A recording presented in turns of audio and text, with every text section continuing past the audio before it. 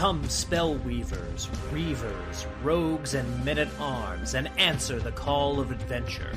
Pick up your sword, your axe, your spellbook, your bow, your rulebook, and your dice, and join the forces of good in their eternal fight against vile monsters, conspiring min-maxers, horny bards, and blood-soaked murder hobos. Discover the treasure trove of role-playing games here on Rollin Bones. My name is Ryan Howard, and I shall be your guide.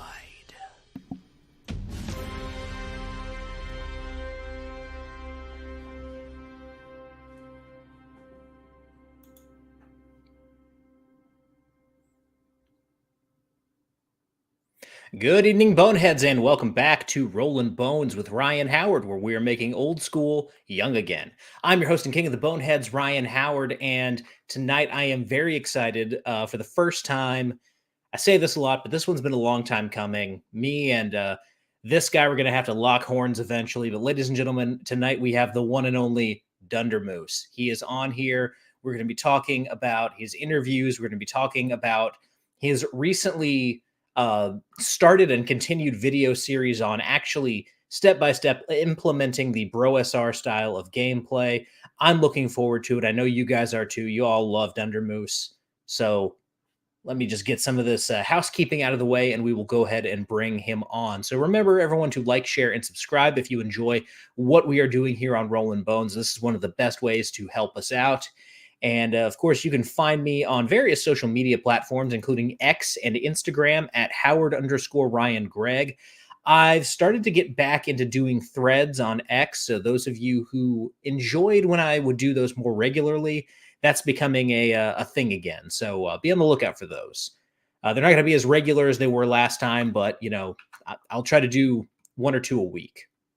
Also, want to remind everyone that you can find more structured commentary on role-playing games over on Substack, which is rollinbones.substack.com. That is where you can find my more structured thoughts on role-playing and also some of my short stories, which one more will be coming sometime after North Texas RPG Convention. So without further ado, that's enough of my stuff. Let's go ahead and bring on our guest. I want to remind everyone that you can follow him over on X at Dunder Moose. Ladies and gentlemen, the moose of the hour, the one, the only, Dunder Moose. Welcome. Wow. Wow, I'm here. Let me look around. I want to check out this set. This is so cool, guys. I'm on Rollin Bones. Yeah. And you shaved for the occasion, too. Oh, yes. They love that. They love that. Oh, man. I can't believe it. I'm so excited. Apparently, okay, so Jeffro is cheering on the appearance of the stupid hat, but Old School 13, is this a different stupid hat? I don't have a stupid hat. I mean, I thought it was a very intelligent hat, but, you know, very spiffy. Oh, I don't know.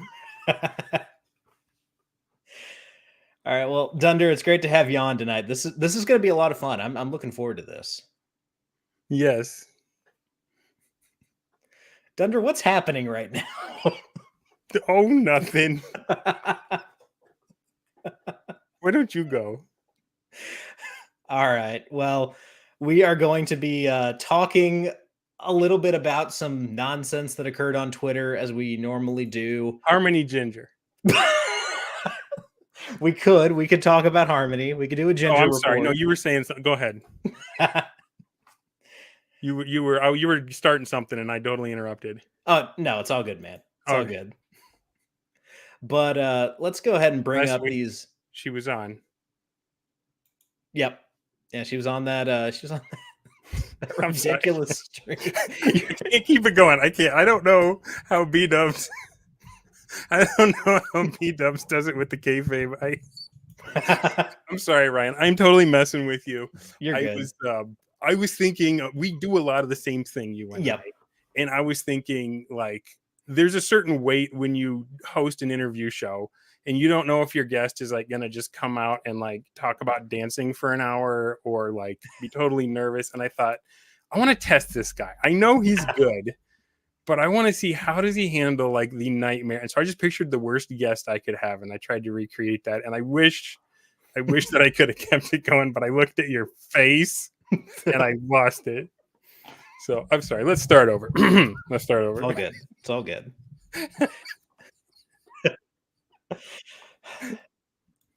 All right, Jeffro, that's what's happening. That's what's happening. I tried, man. I'm not cut out for this line of work. This kayfabe. It escapes me. I just got to be myself. My problem is I'm too authentic, you know. Mm-hmm.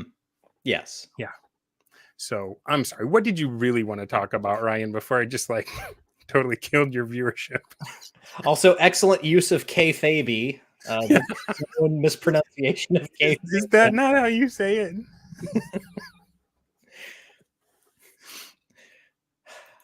All right. Anyway, so you're worried now. You're gonna like start to ask a question, and I'm gonna holler something out and break your train of thought. I'm done. I promise. Right. It's all smooth sailing from here. Yep. Just a couple of pros doing our thing, man. Yep. All right. So earlier this week, my good friend, the basic expert, got into a bit of a sparring match with some infamous characters. This all started from a tweet from Pat's Peculiar, who's a map maker that you can find his stuff on X. He's actually really good. I'll bring up this map that he did. He posted this dungeon map, said he's been working on it for a while, and he's making it available for free for anyone who wants to use it. And then some jackass, his name has been blocked out to protect the guilty. Yeah, protect the guilty. But he posted Dolly in less than a minute, and let me tell you, it shows. Well, let me just ask you, Ryan, which of those two maps would you rather DM? The first one. Yeah. All day, Is that every just day. Because you can tell the walls from the path in the first one, or? Well, yeah, the walls from the path. There's no Super Mario pipes on the first one. It has entrances. Yeah, so these rooms look like office cubicles in some cases. It looks like something you'd see on the back of a Captain Crunch box for kids to like do in the morning while they're eating. Some like crayon maze. Yeah, like this would be kick-ass in Temple Run, maybe, but it's good greeble. Like if that was on the Millennium Falcon, there's a good panel, right? Mm-hmm. Yeah.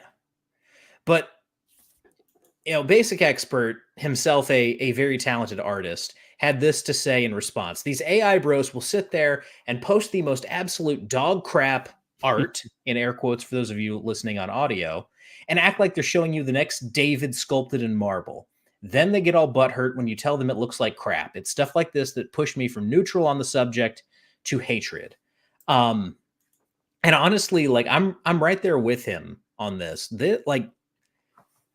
I wanted to believe that AI art would just be another tool that people could use in their toolbox. Yeah. It could be, essentially a starting point for talented artists, but it's just turned into this crutch for the lazy and untalented. And that's exclusively who's like pushing for this stuff. Like, Jeffro in chat here, but Larry and Jihad now, like I'm kind of with you there. Like, well, I mean, there's so AI art, there's the gamut of reactions to not just the art, but the writing and all that kind of stuff, right? Like on the one end, everything you're doing now is buggy whip manufacturing. It's all going to be replaced. This is the future. Embrace it now or change or die, right? Mm-hmm. And then the other end is like, this is a digital Ouija board. This is how the demons will control you. And I feel like I've been on both sides of that a couple times as we're struggling with it. As far as like this example, I'm with you. Like, I feel like that.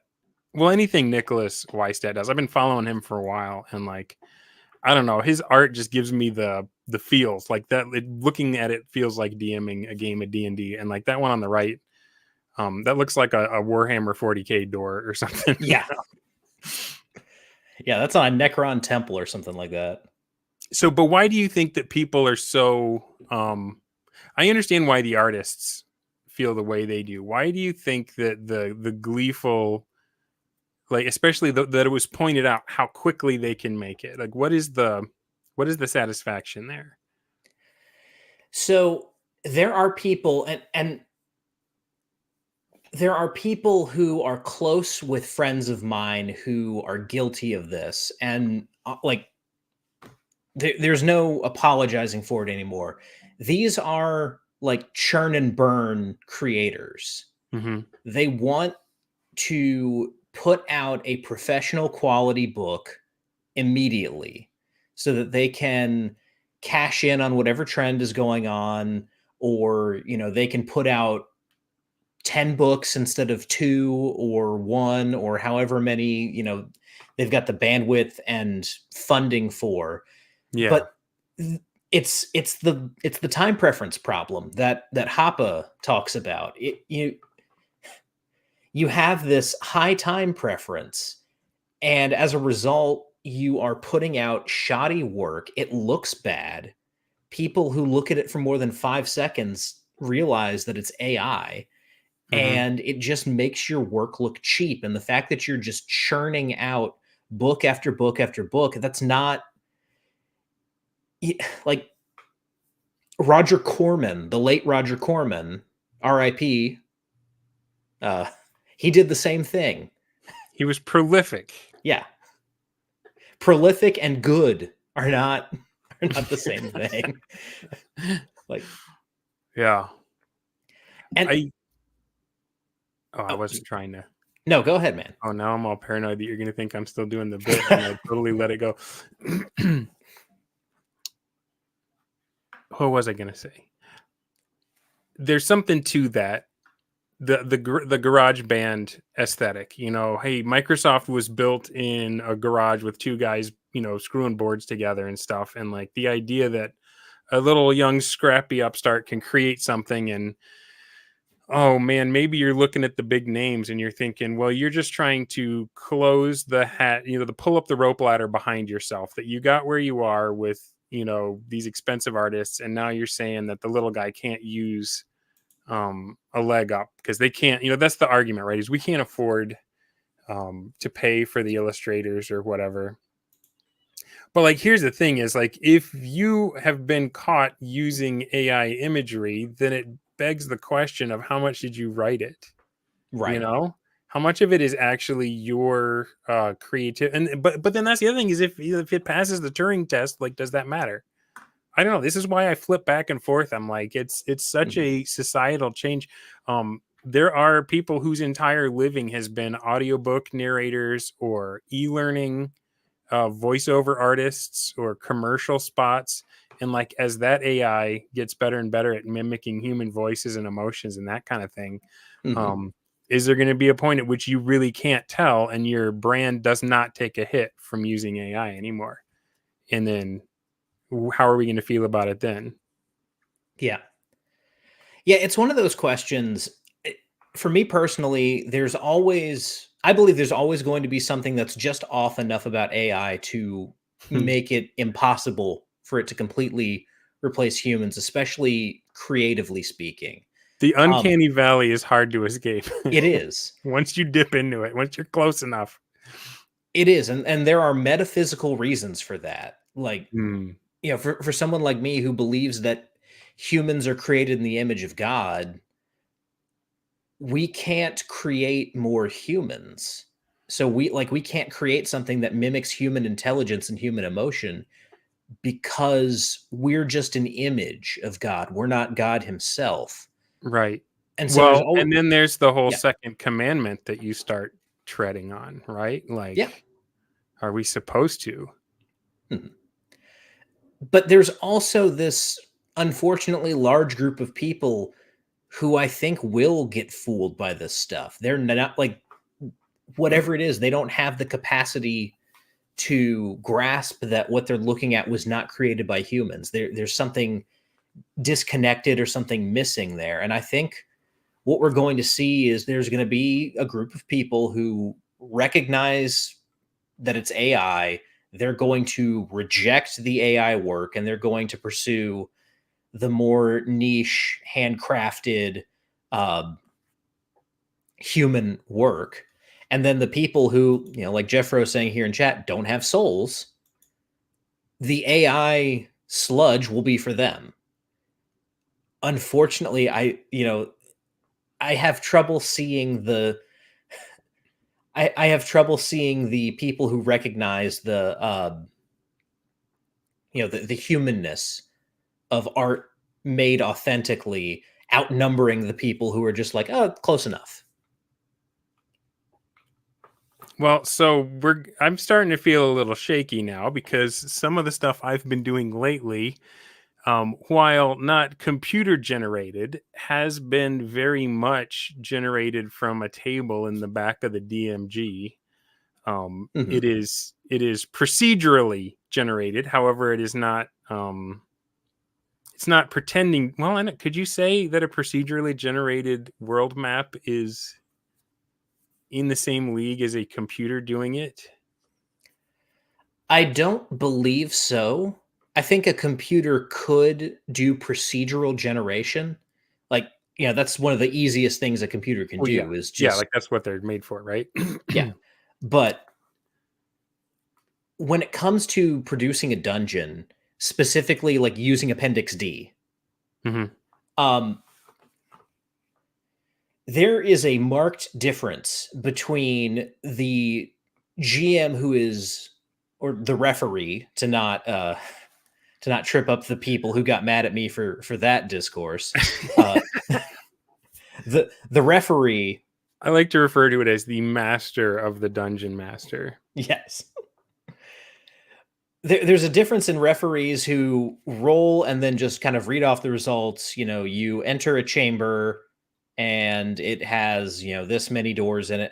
And the GM who rolls that out and then describes it and Yeah. gives it like life and uses their improv skills and their ability to kind of craft descriptive language to really make that space feel real and feel lived in. And that is an essentially human element, I think. Okay. So there's like a layer between the player or the reader and the procedural generation, Right. right? Like the guy rolls up and says, "Okay, I just had a desert hex and next to it is a swamp hex." And it is a human mind that tries to square that circle and say, well, clearly this desert swamp is a result of magic. Yeah. Right. Yeah. And So if we think of the procedural as going from 0 to 1, mm, but once you have that, then the creative process can start. You know what, there was an interview with Sky Hernstrom last week that was really good, and it was about his fiction. It was a dungeon delver was interviewing him, and I found out that Sky Hernstrom is a pantser and not a plotter. Do you know what I mean by that? no. Okay, so there's two different kinds of writers in this world.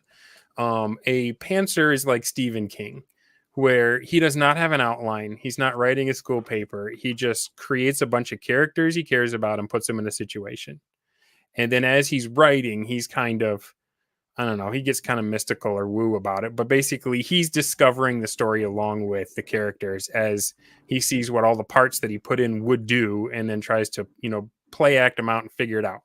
Mhm. And I think Sky is very much that way because the way he described his writing process, he said there was one book where he outlined it all ahead of time, and it was pretty much dead on arrival. Like he wasn't excited about writing out the parts. It felt like work. It wasn't fulfilling to him. And so it's kind of like that idea that um sit down with a pillow over your face and totally plot out everything that's going to happen and then fill in the gaps. Although some people definitely write that way, and there's nothing wrong with that. It's just the way they're built or wired or whatever. Mhm. Whereas a pantser likes to write by the seat of their pants. And in this kind of scenario, to me, um, it equates to the kind of no prep style that I've been learning from the BrOSR, Yeah. where it's like you roll on a table, you see what happens, and then your job as the DM is to incorporate that into the world that's been going on. But you get to be as surprised as the players. You can be just as shocked. Like you can watch them make poor choices and get killed, and you don't feel like it's your fault because they had a chance to run away. But you're not just playing out something that's already been written and it's all been decided. And the only question is, how am I going to get them from point A to point B? Yeah. Right. So to tie it back to the 0 to 1 thing, how would you feel if someone were to use the same process? They start with an AI created thing, and then they use their human instincts and stuff to soften the edges and blend in the pixels, if you were like would the one, I mean, I know the image on the right was just 2 minutes on Dolly, Yeah. but what if somebody were to take that and put it into PowerPoint, like GIMP or what's the Adobe whenever you Photoshop Mhm. or Affinity, and use their skills that they've built over a lifetime and like turn it into something? Would that still be kind of broke or gross, or does the human soul, by interacting with the soulless, give it meaning and purpose? I think there is a way to use AI and transform it and then, like, kind of mix your labor with it, to Hmm. kind of use a Lockean term there, um, and create something new. You essentially use AI as this kind of like framed sketch, and either make tweaks to it or paint over top of it, or um even just like outright redraw it using that as a kind of reference, but you know fixing the issues. Patty makes a good point here. AI does have a lot of issues, especially when it comes to like framing perspective and Yeah. stuff like Or I'll light go ahead source. and I'm going to go Yeah, ahead his and next comment, he says they never catch everything. yeah. And at that point, did you save time at all by starting with the AI, or did it take you longer to try and turn it into something human? Exactly. But just to like demonstrate the problem, I'm going to pull up this next tweet that I was going to share, because everyone's favorite felon, Varg, decided that he was going to run his dick licker about this topic. And um, this is what he came at the basic expert with. All AI art is crap, bruh. P.S. All AI images from the My Farog Deluxe books. Let's have a gander at some of this fantastic work that the church burner in chief uh threw at here. You'll notice here the legendary tripod cow. Yeah. These have been hunted to near extinction because when Trioxin. yeah, when predators try to chase this thing down, all it can do is hop away on its three legs. Well, maybe you can keep the meat fresh longer by vivisection. You just cut off what you need to eat and heal up the rest. So yeah, this is truly going to be the way of the future. Although not to be outdone, we have the legless 360 spine lion. Apparently, it slithers. I don't know. I would pay good money for a deadliest warrior style like showdown between the legless 360 spine lion and the tripod cow to see Well, if like this thing can actually hunt down the tripod cow. the thing about the worm lion is, like, if you go down a hole trying to escape it, it can get in there after you. It will just snake down in the crack. Yep. Yep. And then this monstrosity, and this gets at some of the stuff that Patty was talking about. Although the cow also is a good demonstration of this. At first glance, you see this and you go, okay, the AI has done foreshortening. The leg is just in the shadows. But if you actually look, that's grass that's rendered right there, not the leg. The leg is not there. Well, maybe the large learning model was trained on Rob Liefeld pictures, and so just doesn't bother with the feet. Mm-hmm. And apparently, this bear cat T-Rex thing is the result of inbreeding, because I detect an extra pinky down here. That's the coke nail for the cocaine bear. Yeah. And then the one The leg that face we do see is very clearly not strong enough to support this damn thing. That's no leg.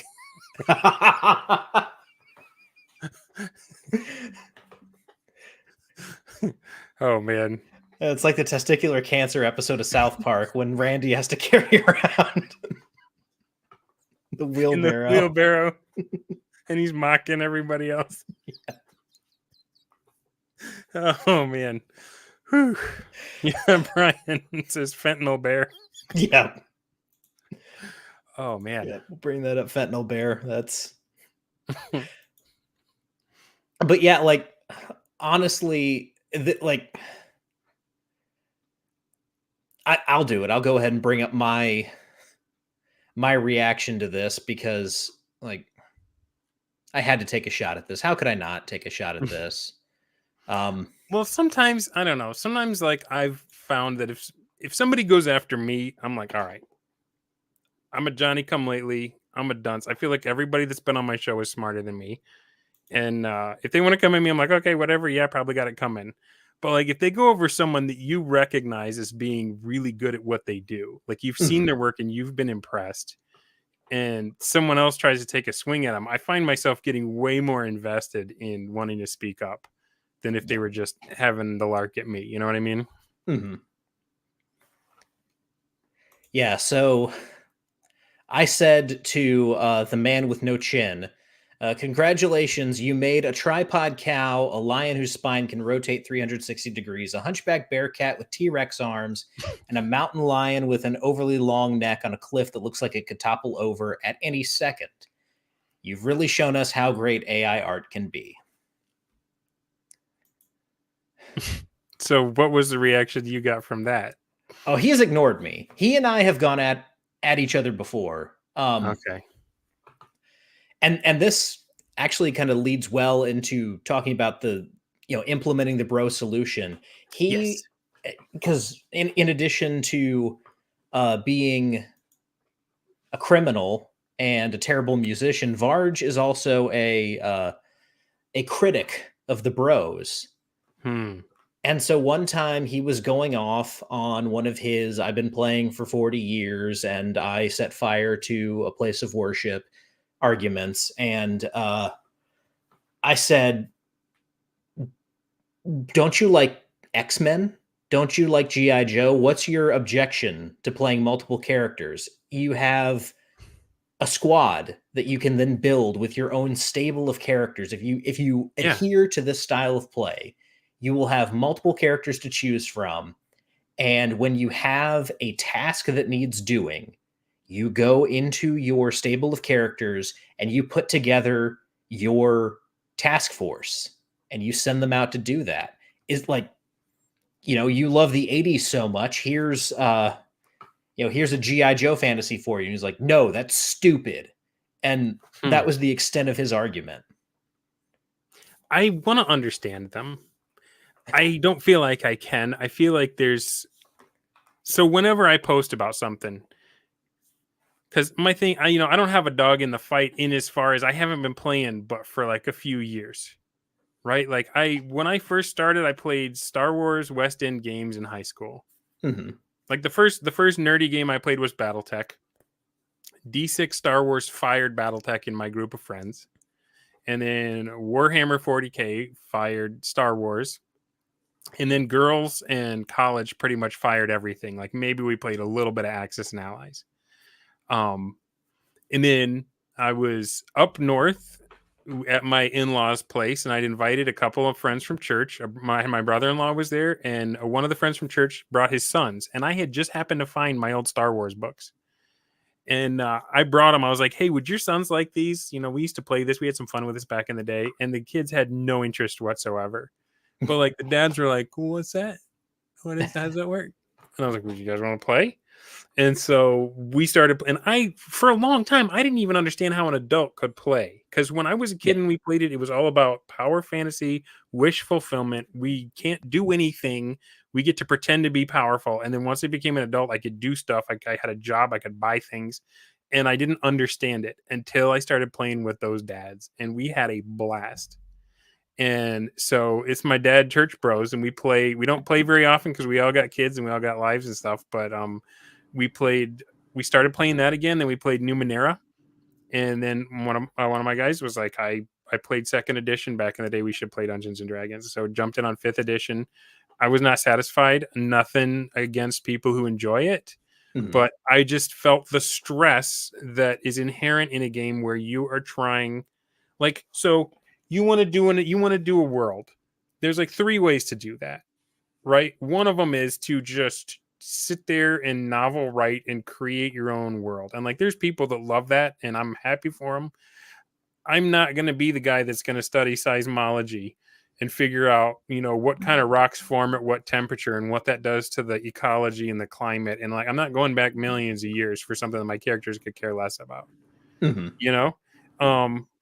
I don't have the time or the brain space for that. I don't have the spoons for it. So the other would be, well, okay, well, no problem. There's huge worlds that you could just purchase. Like I saw the Patolis. I don't know if I'm pronouncing that right. the Patolis. Yep. Got a P in it. It's like Pfizer. I think it would be Tolus. Patosis, whatever it's called. I saw that thing. It was humongous. I was like, nope. Right? Mm-hmm. Like, I don't want to have to because that's the other thing that's hard work, is if there's already published world, you got to fit it all in your head and you got to hope you remember it. And that's just as much work. And I don't know how it is for you, Ryan. I don't think there is a force on earth that can prevent a human being from seeing a man open a book. They cannot be in the room with a man who has opened a book without talking to him. You will sit there staring at the wall and they do not want your attention. It's like cats. If you want their attention, who cares, whatever. The minute they see you interested in reading words on a page, they just start talking to you. And hey, what you reading? Yeah, exactly. So for me, like that was never going to work. Me learning a huge world, and like I got Curse of Strahd for 5e. I think this is supposedly one of the best adventures. I read it and I was like, it would take us 5 years to get through this. It wouldn't work. So for me, this third path became very interesting. I'm on Twitter, and I am into my OSR period. I've realized that 5e is just too stressful.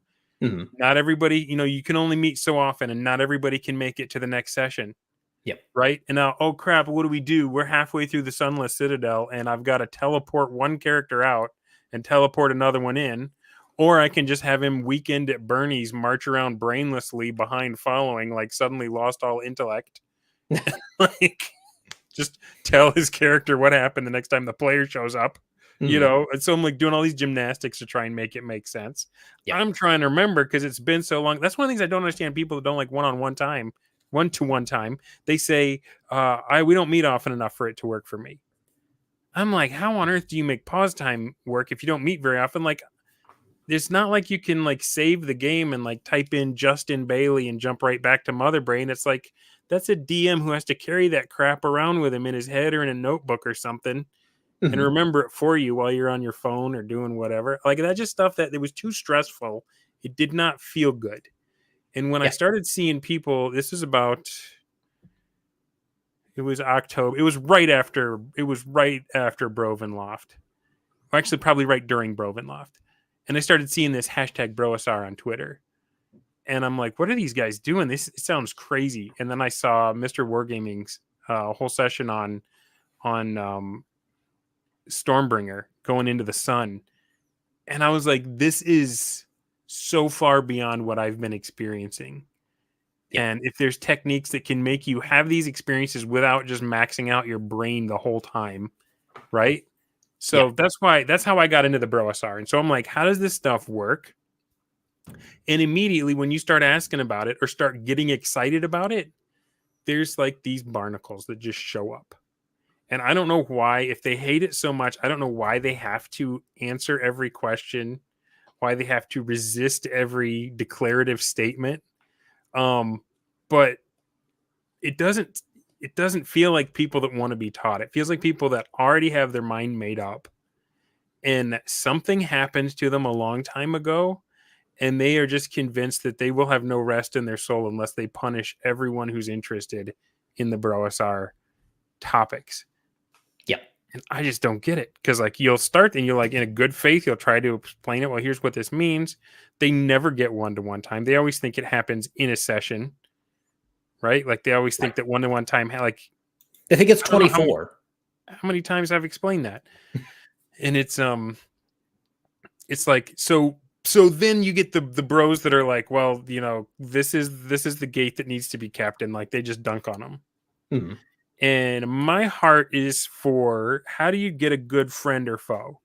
How do you find someone who is honestly curious and has honest questions and maybe trips over and says one of the things that the bad faith actors are always saying, and then like they get they get the treatment, right? Yeah. So well, I just totally ranted. I don't know what the original question was even, man. Well, we're on a good track here, and to bring up, you know, to stay within this idea of one-to-one time, people don't realize this. And Patty actually brought this up before he had to drop out. One-to-one time, as Patty says, one-to-one time is widely popular. How many of those AFK Card Hero RPG mobile games are there? Right. Like, this is in Raid Shadow Legends. This was in Clash Royale and Clash of Clans. You know, this is in Civ, I believe. There are like things that happen in the background. There's Destiny, right? Like you could only go to Zur on weekends and get certain exotics, and it was time gated. Yeah, there's all kinds of one-to-one time, real time mechanics that are implemented in games that people already play. They just don't think about it that way. And the problem that we run into, and I think this speaks to kind of how you and I both were introduced to these ideas. I was introduced to BrOSR ideas when I actually was introduced to the ideas, not the personalities. When I was introduced to the personalities, I was told that these were evil people.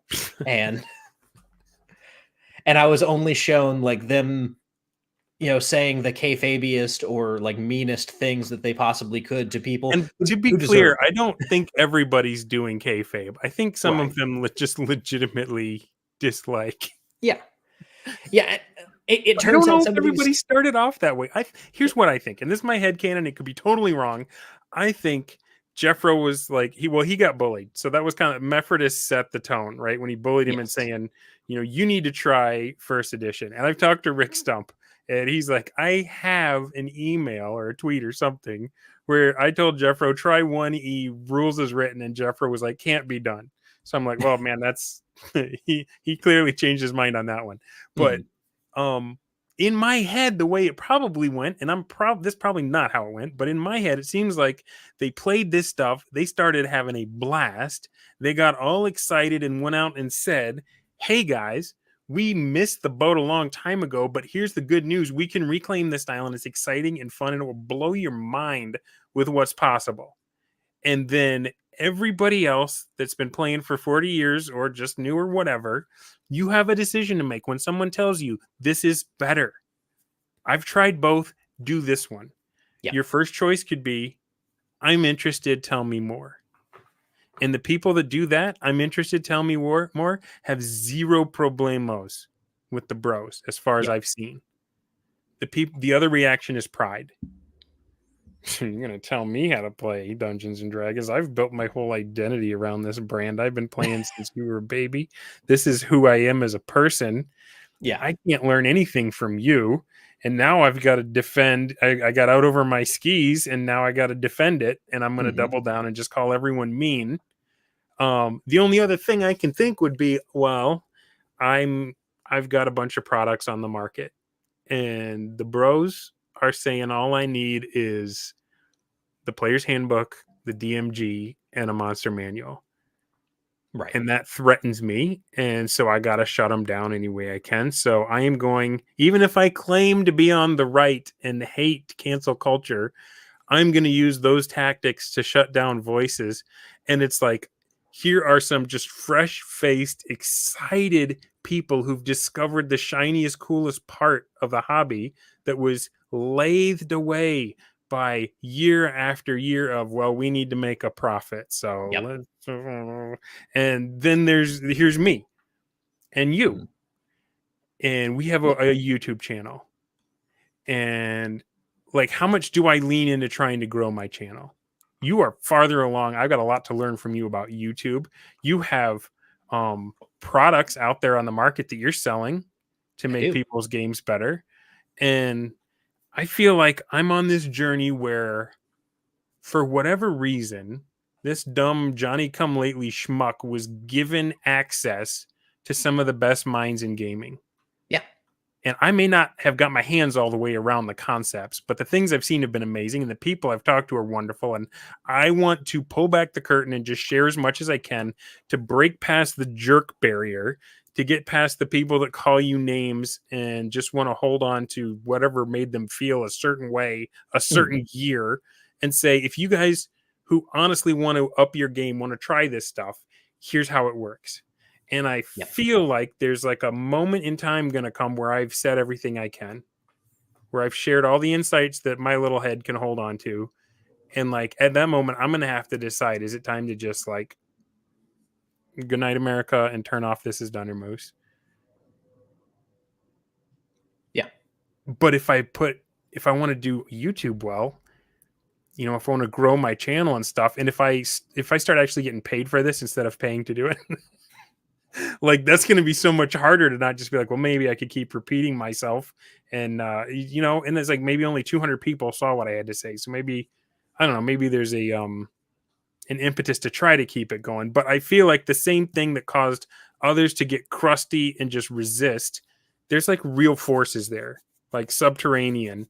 Yeah. And maybe it's like the same thing as the AI conversation we were having. Like, I got some serious thinking to do. What am I doing here? And or maybe I could just be a hypocrite and like sell stuff on the side and just tell everyone on my channel, hey, I'm not about this, but if you want me to keep making these, it's not even going to be interesting to me once I've said the last thing.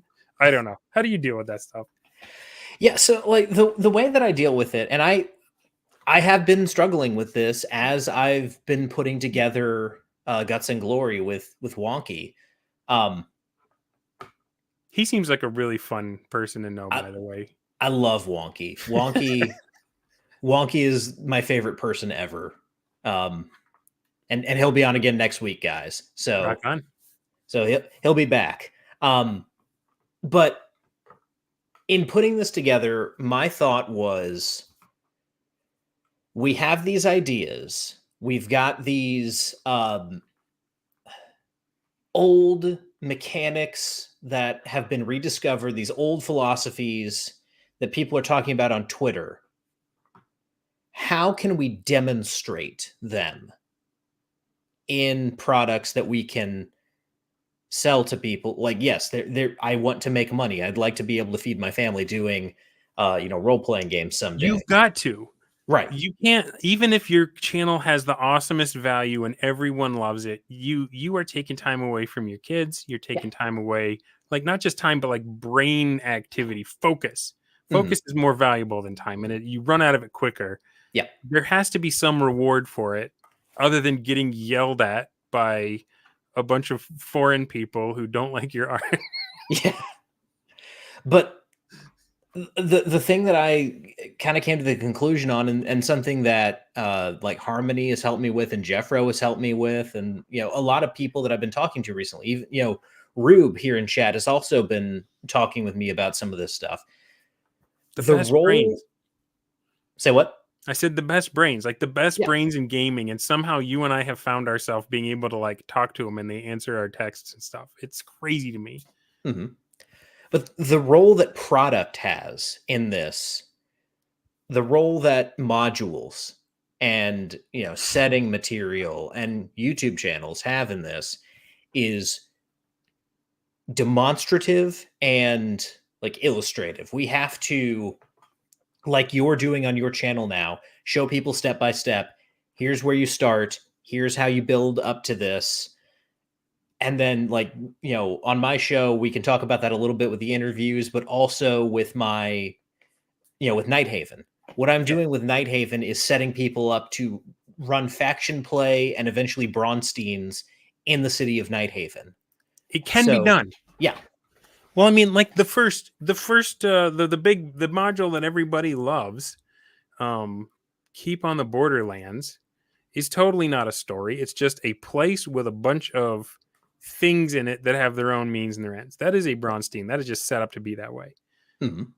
I think it would be fun to run a battle Braunstein in the Caves of Chaos and just give each faction a player, and just it'd be like a knife fight in a phone booth because they're all just in the one little valley. You know what I mean? Yes. And that's very much what a battle Braunstein in Nighthaven is going to turn into, because it's a city and it's gang warfare. So that's like my idea for when I eventually do what will be like my battle Braunstein book is it's going to be called Turf War, and it's going to be like squad on squad street gang mass combat, and it'll very much end up being a knife fight in a phone booth.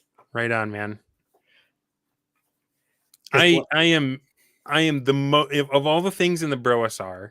Mm-hmm. I mean, I think you need raw to get to 1-to-1 time. Without a deep commitment to all the rules, even the weird, awkward ones that nobody bothered with, you don't get that. That doesn't come out. Yeah, we've had it for 40 years. Yeah, a bunch of games had it, but it evaporated because either the people that were playing for 40 years were too young when they learned it and it just didn't stick. And you don't really learn from the books. You learn from the group you play with, right? People initiate you into the hobby. And so it was because of that and a bunch of other factors that the 1-to-1 stuff just didn't stick. It wasn't pushed because it doesn't lead to giant mega modules being sold. Mm-hmm.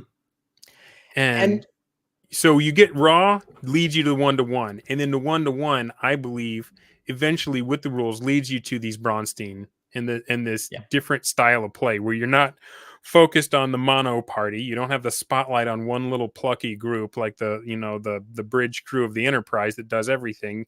The world becomes more important than the players in it. And then you start and you end in the town, and then it doesn't matter who shows up on game night because you can roll with whoever you have. And you could have a game night in the same setting with people that weren't even at any of the other sessions, and it all fits in and becomes part of it. Mm-hmm. So that's all really exciting.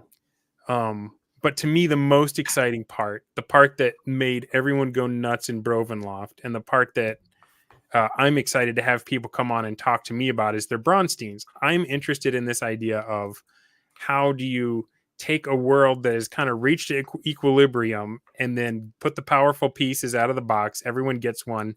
And then we do something that totally upends everything. And now there's all this buy-in again.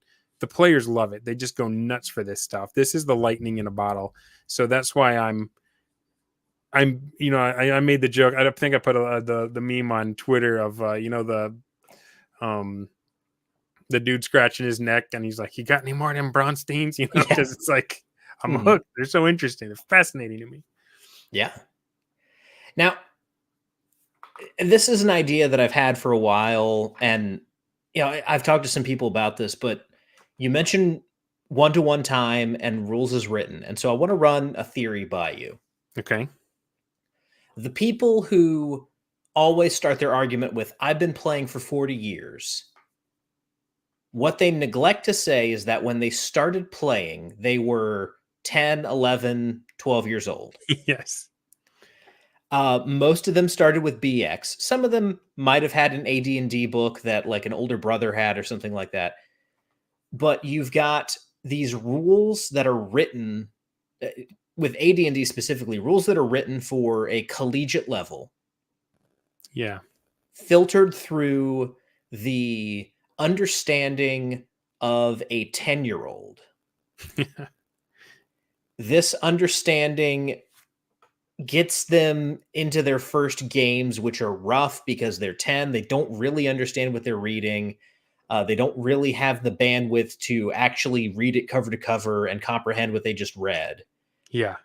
As a response to seeing that, this product that we put out at a collegiate level is being played by 10-year-olds, the material that's released is then kind of aimed at that 10-year-old mindset, that 10-year-old conception of the game.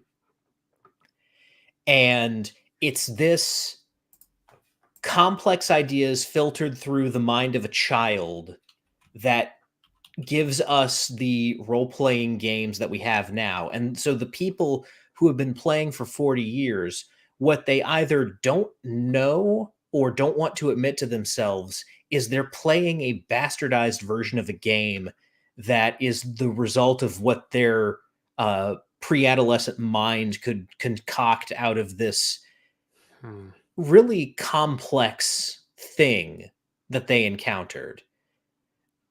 But to admit that is basically to say, hey, the past 40 years have really been built on a lie. Okay, you're never going to get them to admit that. No, never. So what's the play then?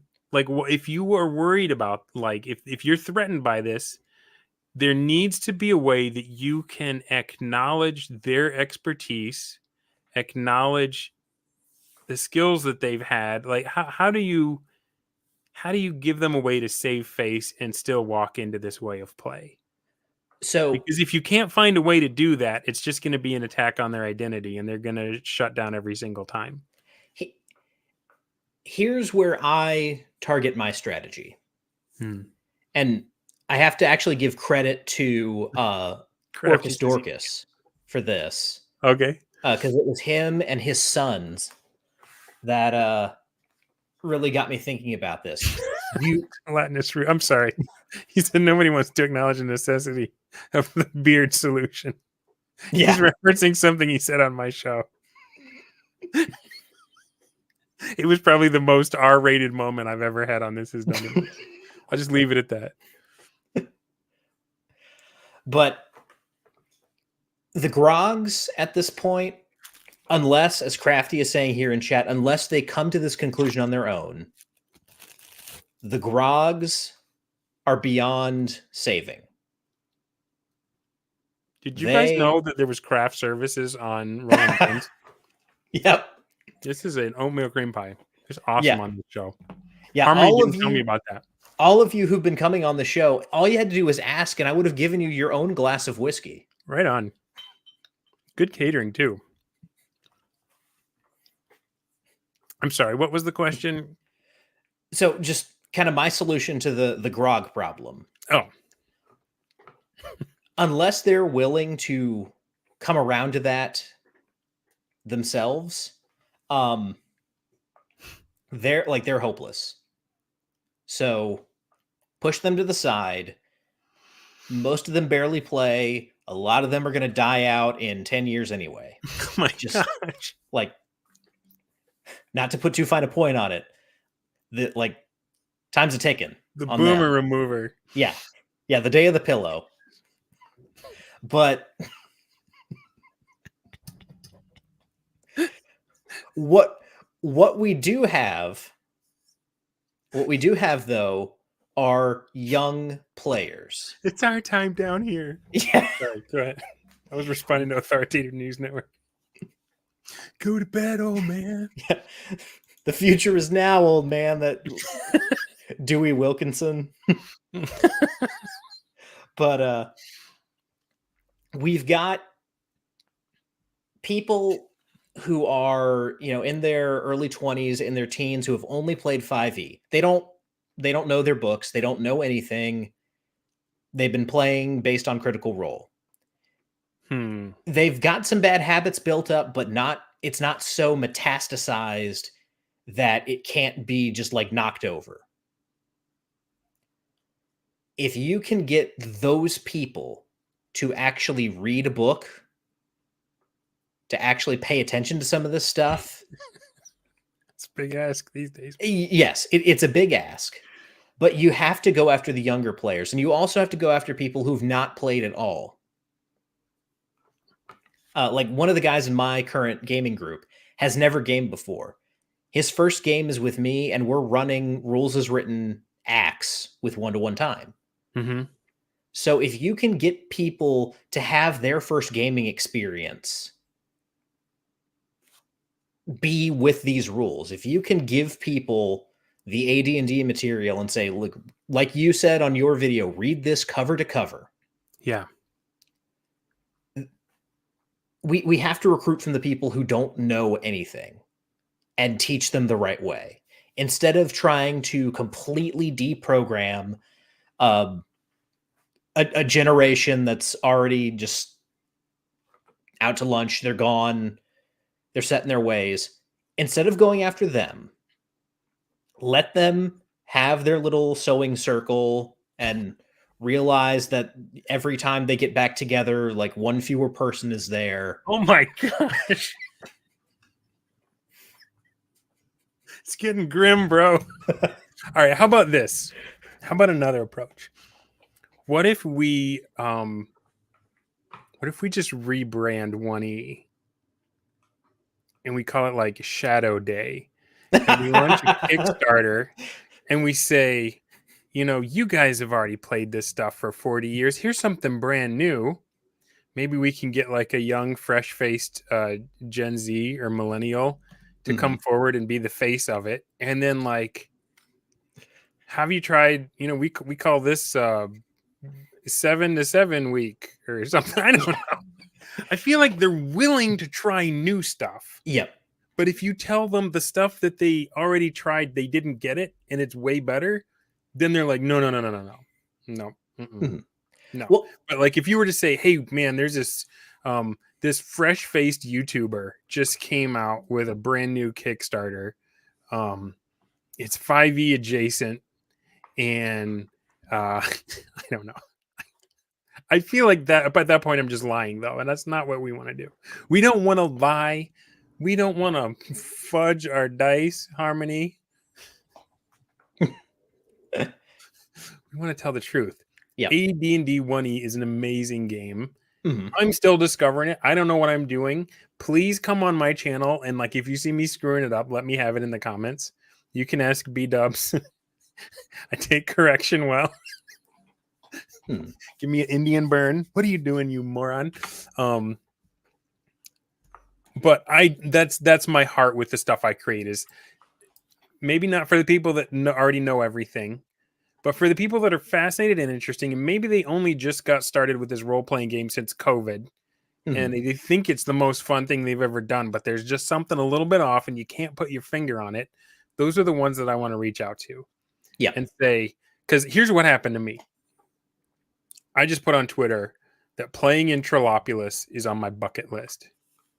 And Jeffro saw that. And the next thing I know, some dude named Macho Mandolf is sending me a message saying, how would you like to play with us? Jeffro said for me to give you this link. And I got in there, and oh my goodness. Jeffro can probably tell you how awkward it was for the bros, because they were probably like, what's this dude? What's this dude? And how I came on the show all wide-eyed and stuff? Yeah. Like, that was an act to try to break you. But like, that's legit how I was coming into playing in Trollopulus. Like, I had no idea what I was doing. I was so excited.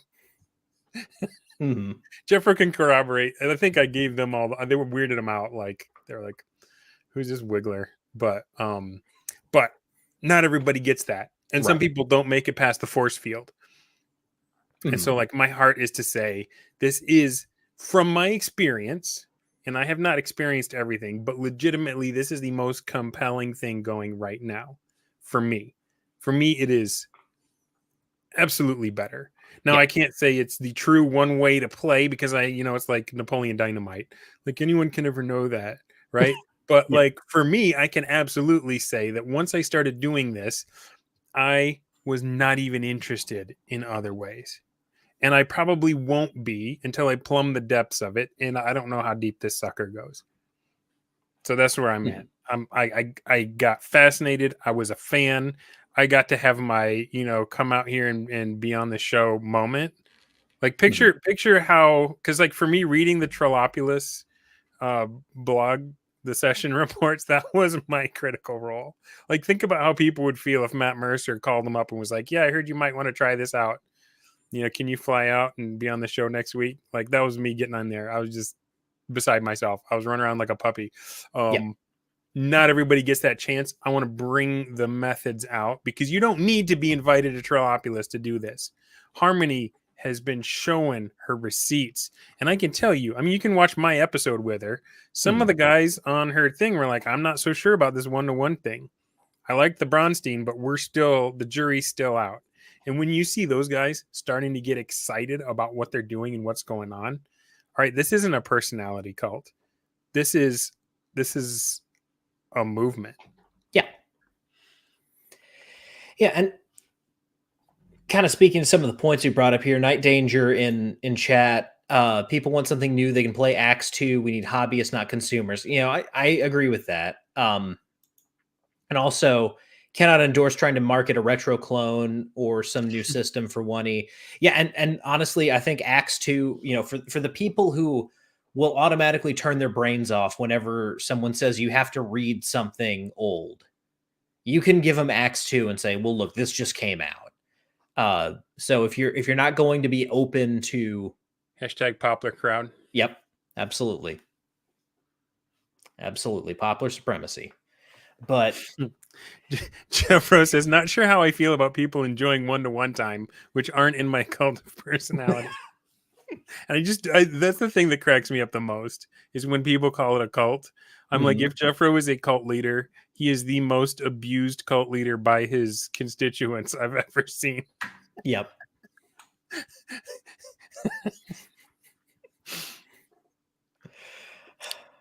All right. Did you want to talk about dice fudging? Because that's kind of a big one too, yo. Yeah, I guess with the last few minutes here, we can talk about dice fudging. Oh, Uh, that's right. You're good about time. My show just goes however long. We don't no, have to. I think they know.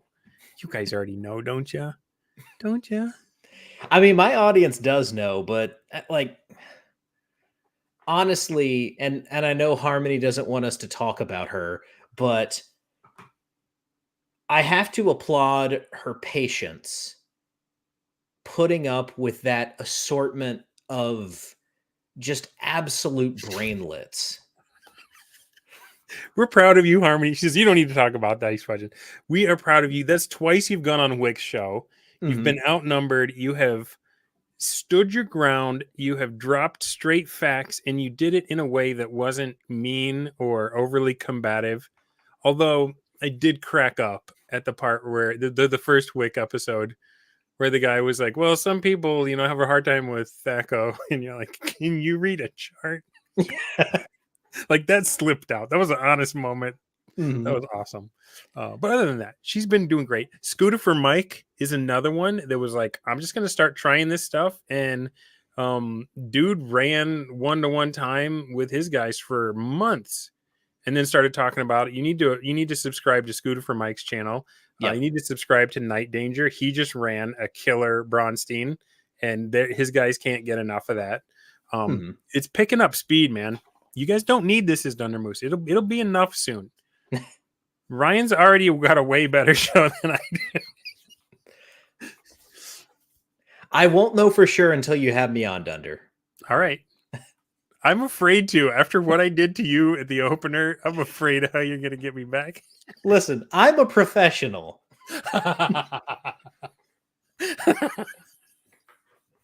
We don't really do that on my show. But I do have something crazy planned. Mhm. I know it's making the bros nervous. I've talked to you a little bit about it, Ryan, and Yep. in on my schemes. I've got a big conference to go to. I'm leaving on Friday. It's in New Orleans. When I get back, I'm going to be full on trying to put. We've got till the end of June. B-Dubs came on my channel and said, if you don't run a Battle Bronstein by the end of June, then you cannot use the BrOSR hashtag. Mhm. So I got some plans. It might be a spectacular disaster. We'll see how it goes. But a wise man once told me, do something no one's ever done and then crow about it on social media. Can you guess who that man was? Like, who does that sound like to you? That sounds to me like Jeffro Johnson. Yes, it was. Right on. Right on. But yeah, speaking of Scooter for Mike, if you see this, Mike, and I know that you watch sometimes, hit me up. Your time Seriously. has come. You need to have that guy on. He's got a better stash than I do. Night Danger has a better stash than I don't even have a stash anymore. I'm not even a stash guy. I had it like for 2 episodes and everyone's like, this is totally your identity now. Next time you see me, I'll be like, I've been wearing a stash for 40 years. You guys know how to wear it. But like with the dice fudging stuff, it does still amaze me, like how many people are still just kind of stuck in this loser mentality, and how belligerent they get about it. Like, honestly, like those guys, especially that Sandsoul bastard. You don't gotta call them names. Like, I'm just trying to enjoy my cream pie over here. But like this guy, I'm like, I try not to call people out like this on my show, but that just absolute moron. Talk about someone. You're gonna choke me. Talk about someone just like so high on their own farts, just aggressively, belligerently bragging about how he deliberately designed this monster to kill a specific player. Like, and Crafty said, like, he was trying to play a character. On one hand, yes, but also, like, I think there are a lot of people out there who try to do they try to do kayfabe. They try to work a gimmick. And what you find out is that's not actually a gimmick. They're just being a douche. And well, it's hard to have a new gimmick. Like, do you know how many wrestlers there are? Like, there's the guy who's like, everything's been taken. He's like, I don't know, maybe I just go for the douche. And well, but like, you've got, they say the best gimmick is yourself turned up to 11. That's the phrase that was drilled into our heads when we were in wrestling training. Okay. But like, if that's you turned up to 11, if that's you unleashing your id upon people, like, you got some problems to work out, dude. Well, okay, so we wind up like at very different parts of the globe, but we're starting off from the same kind of roots of the hobby. It's just like a few degrees at this part of the vertex, and then like we rocket away from each other. So, like, the people that are into dice fudging, they are trying to protect something, and they're trying to protect the thing that stressed me out and that I wanted to let go of and didn't know how to until I played in Trollopulus. And that is the idea.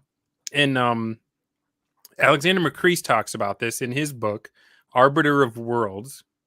Dude loves his A words, doesn't he? He does. Yeah.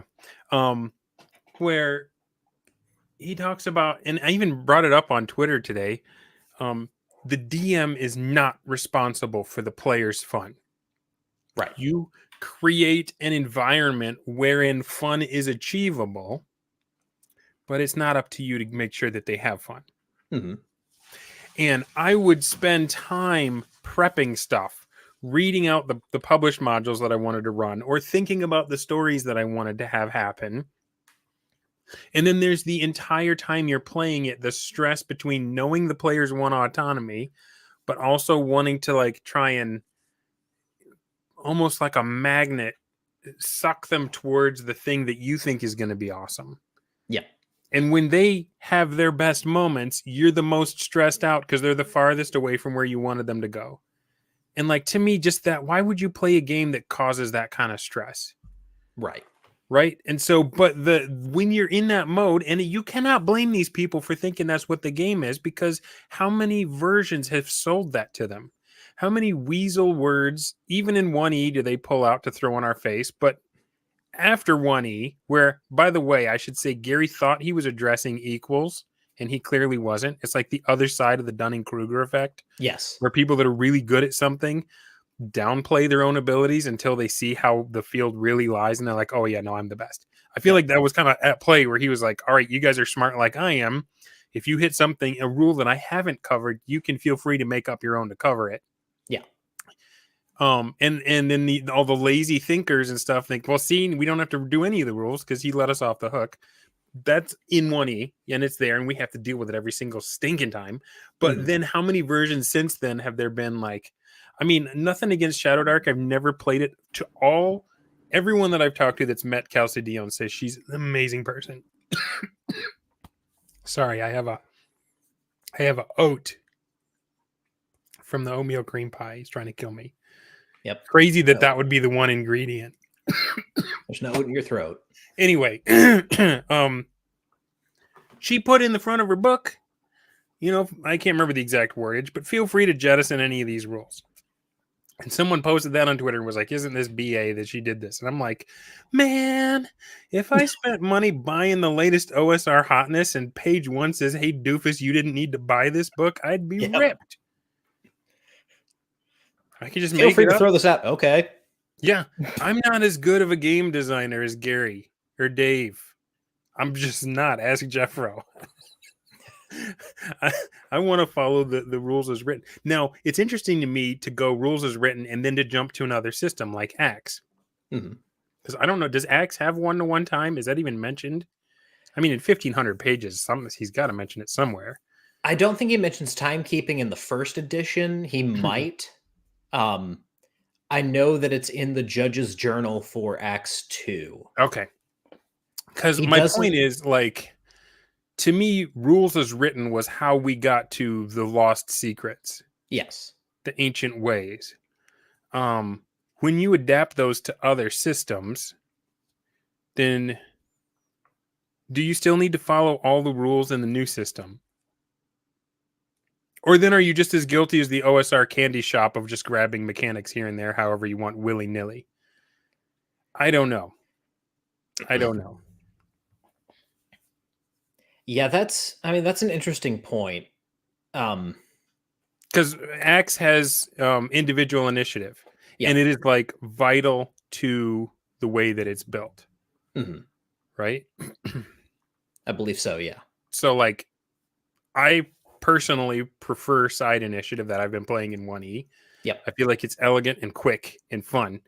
But the thing that made it wrong for you to take out 1-to-1 time in 1E is also the sin you could run by trying to adopt other stuff to Axe. Because if you don't know what the rule is there for, and you just want to substitute it for one that you like, you might be getting rid of a load-bearing rule. And there's a lot of them. In 1E, gold for XP, it does way more than you think it does. There's a lot of game that's built on that. As John McGowan talks about, encumbrance is a precursor to domain building. You're going to build the castle because you don't want people to steal your loot. Yeah. You don't want to carry all this stuff around. So you got to put it somewhere. Yeah, and you can't get it all out of the dungeon at once. So now you got to hire, like teamsters and oxen and carts and that kind of stuff. It's just it creates interesting decisions that when you take it out of there because it's too much work, you remove that depth, that facet of the game. Yeah. So it's something worth thinking about. And it's like, which rules from 1E can we slather on top of another chassis and still have it work the way it's supposed to? I'm not smart enough to figure that out yet, but I do know this. The people that think 1-to-1 time can't work because X, Y, and Z, they didn't play it. They Right. just tried to imagine it in their heads. And Mhm. nobody but me is apparently willing to say, I'm too dumb to figure out all the second and third effect orders of magnitude of what the thing does in the game without playing it. You Mhm. just can't, your mental model will not simulate all the things that work, all the fractal patterns that spin off of one time. You have to play it with people and then record and see what it does. Yeah. And that's when you'll be like, why did we ever ignore this rule? Mhm. But to kind of wrap up the discussion here, when it comes to when I think back on my own gaming history, I always go back to the Dark Sun game that I ran in 5e about 4 years ago. Um, I used to be a DM that literally wrote out a story, and Mm-hmm. like I was that guy 150%. That's how I was taught to play the game. And you were proud of it, and Yes, you couldn't wait for your characters to hit your plot twists and stuff because you thought right. that's what they were there for. Mhm. And it worked out for me approximately once, and it was this Dark Sun game because the players apparently thought all my ideas were cool. I got lucky. That's all it was. It was not skill. I was lucky to have the right group that was primed for the kinds of things that I had set up. I think about how much fun we had in that game, and we had fun. It Yeah. was fun to play that way. But knowing what I know now, if I were to start that campaign all over again, one, I wouldn't use 5e. I would use I might use 2e. I don't like 2e, but that's what Dark Sun's native in. I'd probably Yeah. use AD&D. Um, and instead of having a plot, I would have essentially the inciting incident of that campaign. You're on a caravan, a nightmare beast attacks the caravan, your caravan's destroyed, and now you were a bunch of slaves that were being transported on this caravan. You are now alone in the desert together and go from there. That's how I would start it. That's And great. that's like, it would all be procedural. It would all be you're exploring the desert. I've got the map of Athos right here. I know that in 5 hexes you'll hit the city of Tyr, or whatever way you want to go. I don't have to bus you over to Balak to get you on the city of the Silt Sea. As soon as you, the player, hears, hey, they've got these weird ships that coast over like silt pits. If you Mm-hmm. think that's cool, you're going to be like, we'll head for there immediately and we'll Yeah. find it together. Plus, I, we're low on water, and we need to go somewhere that has yeah, food. yeah. That's how I would, that's how I would approach it today. That's how So, I would so run how the do we get campaign. the message across that there is a way that is more fun than what you've already enjoyed, without saying that you were dumb for having fun the other way? Because I'm glad you had your previous experience. I'm glad it worked out for you. Mhm. And I wouldn't try to take that away from you and say, no, you didn't have the fun you had. How do I acknowledge that, but still say, and yet there is still a more better way? Yet there is a way that, because for me, I've never had, I was like that where I would try to set things up and make it dramatic and stuff. I never heard a conversation where my players bragged about some twist that I came up with or some plot point that they finally discovered. Um, it's always something crazy that they did or something stupid that happened because they were dumb. Yep. Like some of the like stuff that we as bros laugh about the most are our defeats, like Mhm. people that just getting their character killed in the most ridiculous way possible, and like that is just as good a story as if we had fought the big bad down to 1 hit point and then he crit us and would have been a TPK, except that the DM really wanted us to win and fudged it. And Right? that's like, that's part of this. It kind of ties everything back together, even with the fudging The conversation. snail. the the assumption that um, fun and success are tied together. They don't Yeah. have to be. there is fun to be found in completely getting your ass handed to you. Yes. And And there's it fun to be forces you found. to take the game more serious, and you'll Yeah. be more interested. Be like, oh crap, if I mess around, I'm going to find out in this game. Well, shoot, I don't want to make that happen again. You know, my Mhm. next character is going to be a lot wiser. Right. I think that's more fun. Yeah.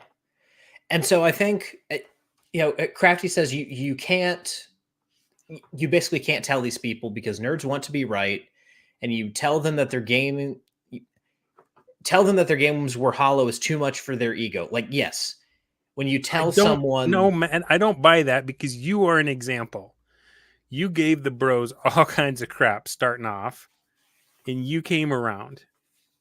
And there has to be a pathway, not for everybody, not for the most crusty, dyed in the wool, I just hate humanity types that we have to deal with. But Crafty, how did you get from where you were to where you are now? I mean, he'll chime in here in just a second, but from my conversations with Crafty, he found similarities in something that he was already familiar with, in that, Crafty was very involved in the competitive fighting game Yeah. space. Read the stinking manual. Yeah. The Serlin guy, what is it? The Scrubs. Yeah. Fighting to win. Playing to win? Something like that. You can win at RPGs, something. But I think that's the way to do it. And I know, like, we're looking for a vanguard here. I know that's what, like, that's the mission. We want to find people who are actually going to take this seriously. We're not Jehovah's Witnesses. It would be nice if the founders got credit, Yes. but I want the movement to grow. I don't want it to Mhm. just be 40 guys that are right on Twitter. Right. Right? Yeah, because People you want deserve people to better play games. with. But I think the way is to get people to connect it to other things that they already like. Get Hmm. people, because there are people who are already into Dark Souls, or are already into 4X strategy games, or already into XCOM, Yeah. or whatever it is. There are people who already have kind of points that we can connect to with these ideas, and say, look, this D&D thing you have been thinking about it wrong. The fun you had was real, but Yeah. you could have done it this way. And if you did it this way, it would be more like this thing that you enjoyed. And, like, that's getting them to connect it to something that they already have a positive association with. I think that's the way that you can you can win hearts and minds. I think that's Yeah. the way you can get people to start considering these ideas. You have to ultimately connect, like, some people can be bullied into it, but you have to connect. For most people, you have to connect it to something positive and get them to see it in a positive light because it's Yeah. associated with something they already like. So I think that's the path forward for, like, getting more people on board with this. Because a day's coming when we're going to be the ones where every time we log on, someone else has died. Yep. I will have even less hair than I do now. I'm going to need to take a shot every time I eat another oatmeal cream pie. And if it stops with us, then we'll just go back into another dark age. It's going to be like a canticle for Leibowitz. Yep. We call it a canticle for Gygax. Mhm. Just cyclical. The lost ways coming and going. I do know that this age is not conducive to learning the old ways. I have been told that, like, the pinnacle of role play is an episode of Critical Role where it was in the past, and there it's not the usual Matt Mercer guy, it's the other one from the other show. And, like, it's like the pinnacle of the series is the climax, and he's like talking about how, like, this devil god thing, and he's like ripping a paladin's face off and then bringing him back from the dead. And, like, they show it to me like, isn't this amazing? And I'm just watching four people just sit there with their hands folded, not playing, while the DM chews the scenery. And I'm like, that's not D&D. Right. That's not nobody's gonna high five. Man, wasn't that awesome when he made this thing happen and then he said this to him and then he said this happened and we just sat there with our mouths open the whole time? Wasn't that awesome? And I'm like, I don't hear players talking about that crap. I don't. I hear him talking about, hey, remember when we didn't believe that white ape was real and we cast detect magic on it and it got sucked into the pouches of crystals on the Rangers belt and they both blew a crater and it was the worst way to die? Remember that? That's what we're going to be talking about 10 years from now. Yep. Night danger. Can't play a story, can't tell a game. Exactly right. Absolutely. And to answer one last question here before we have to call it a night, Authoritative News Network, is there a way to do it at convention scale without losing its soul? If you mean like run a BrOSR Battle Bronstein. It does, Crafty. Sorry, didn't mean to interrupt. All good. He answered my question earlier in the chat. So Yep. All good. But if Authoritative News Network, if what you mean by this is like, can you run a Battle Bronstein at a convention? Yes. And that is going to be my mission for North Texas RPG Convention 2025, is to run Turf War. How based are you going to go? Are you going to spell it TERF? I'm just kidding. I'm just kidding. I retract the statement. Please don't come after me. Well, here's to answer that question. The original Bronstein, like Dave Wesley is still out there running. He runs Bronstein and he runs Banania at several conventions. Mm-hmm.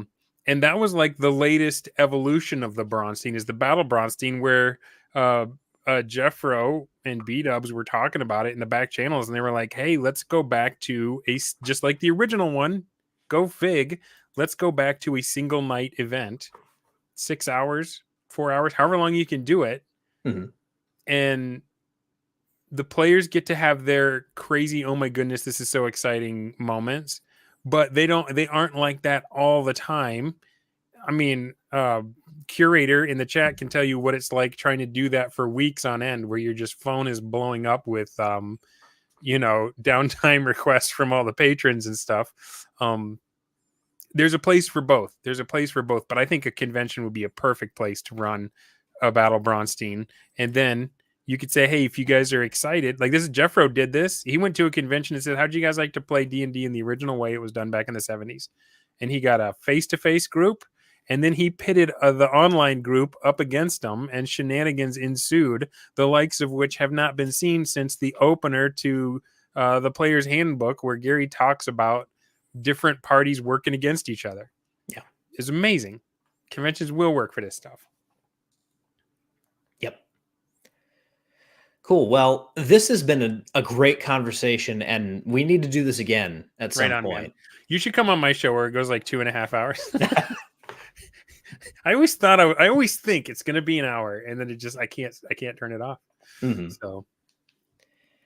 Gotcha. Well, guys, that's going to be it for Rollin Bones this evening. Like I said at the top of the show, next week is going to be episode 2 of Get in the Ring. Wonky will be back. He and I are going to continue talking about, design concepts and things like that. We'll be giving updates on Guts and Glory Volume 1 as well. And it'll be fun. And also, I have an announcement to make. I know some of you out there are big fans. So just letting you all know, in 2 weeks, on the 28th of May, Jeffrey Talanian will be making his return to Rollin Bones. So those of you who are Hyperborea fans, mark your calendars. It'll be same bat time, same bat channel right here on Rollin Bones, but with Jeffrey Talanian on May the 28th. But wait, time out. Before you do the final thing there, this is my first time on your show. Yep. I'm like expecting a certain question. That's right. And this will serve the double purpose of entertaining you guys and making Jeffro Spurg. So, Dunder Moose, the answer to this question can be as philosophical or as sophomoric as you want it to be. But if you could put anything on a T-shirt, what would it be? All right, I know exactly what I would put on the T-shirt. Victor Gorchev who's posted some killer memes, by the way. One of them brought up Oh, in yeah. the chat. The Shogun meme was hilarious. Yep. But he had a drawing for his Modern Necessities game that was a scene out of Ansbach and Cole's Forgotten Ruin, where there is a hill giant with like just a hole in his chest, and there's a army ranger turning around with a recoilless rifle on his shoulder, and he's looking into the camera and he says, "Carl Gustav don't care." Yep. That's the T-shirt that I would want. The Carl Gustav don't care drawing from Victor Gorchev. Mm-hmm. He's got some killer art. Yeah, he does. Like the art for Modern Necessities is like it's gorgeous. I love it. Mm-hmm. That's some good stuff right there. But Dunder, thank you so much for coming on. This has been a blast, man. I had a lot of fun with you, Ryan. Thanks for being a good host. Oh, no problem, man. Thanks for putting up with my hijinks and shenanigans. It's all good. It's all good. Got to work the gimmick. I just got to be who I am, turned up to 11. Yep.